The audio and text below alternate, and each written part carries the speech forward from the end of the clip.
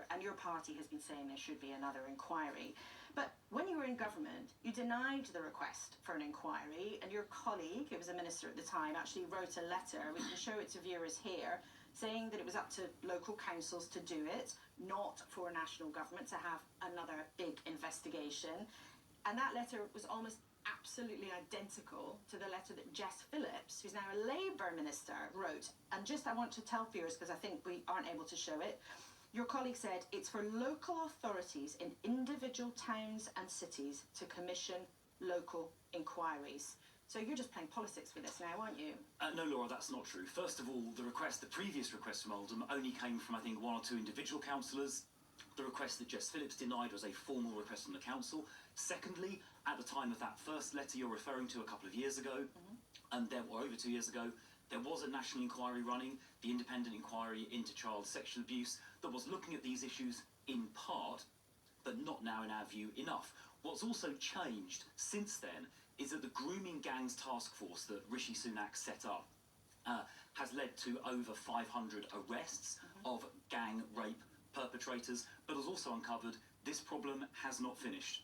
And that's why, because of those reasons, that's why it's so important we now have a proper national statutory inquiry looking at all of this, including whether local authorities and the police and the Crown Prosecution Service properly investigated these appalling crimes, with young girls being the victims of organised gang rape, and indeed in some cases whether there was a cover-up. We've already heard Simon Danchuk, the former Labour MP for Rochdale, saying that the then chair of the Labour Party told him to cover this up and not refer to it because they were worried about losing Muslim votes. And that is morally bankrupt, and that needs to be investigated. The truth needs to come out. And they're not there to answer that allegation. But what is pertinent to ask you today is, if this was so important to you, why, as a government, did you not follow up on the recommendations from the enormous independent inquiry led by Professor Alexis Jay that looked at this issue, made a long list of recommendations, and your government, when you were in charge, did not follow them up?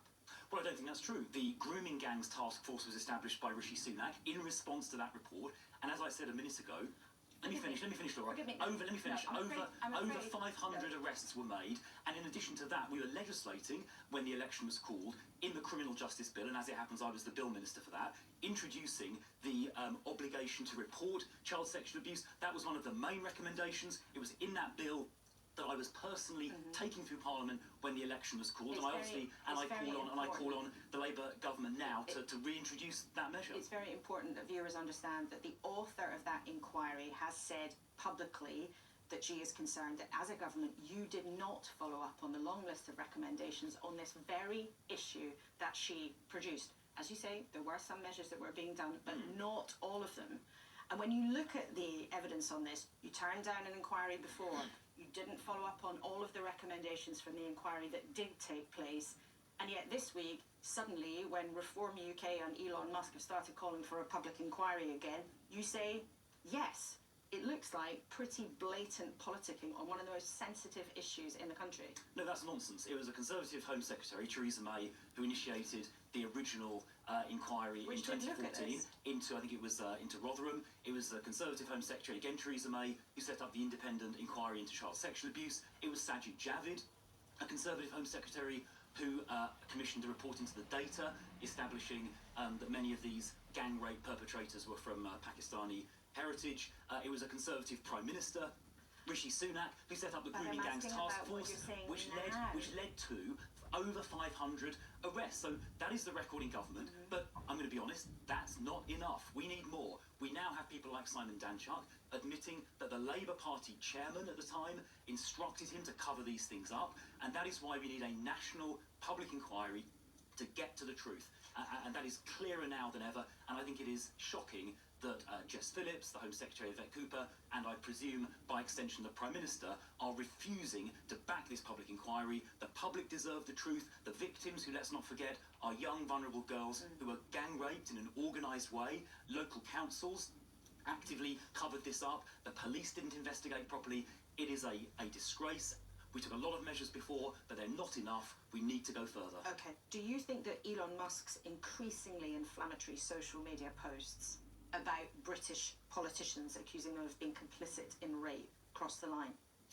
So I think he is obviously right to be raising the general issue because, as I've said already, vulnerable young girls were being gang raped. I think some of the specific language used about Jess Phillips is not appropriate, but raising the issue as he has done generally, I think is reasonable because vulnerable young girls were let down by the system and public bodies, particularly local councils, often almost entirely Labour-controlled, covered this up for decades. What about the language used by your colleague yesterday, Robert Jenrick, who's the Shadow Justice Secretary?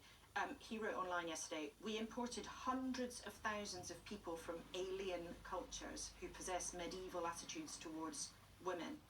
But to many people watching this morning, that might just sound not just inflammatory, but actually like he's trying to stir up division. Would you use those words? I haven't personally used those words, but Would you? clearly, no, but clearly what he is referring to, reasonably, is the fact that there were organised gangs of men, mainly from Pakistani heritage, we need to just be honest about that, were over many years abusing in an organised way vulnerable young girls, and that is completely unacceptable. It was covered up, it's a disgrace, and the truth needs to come out. And everybody watching would absolutely condemn what happened.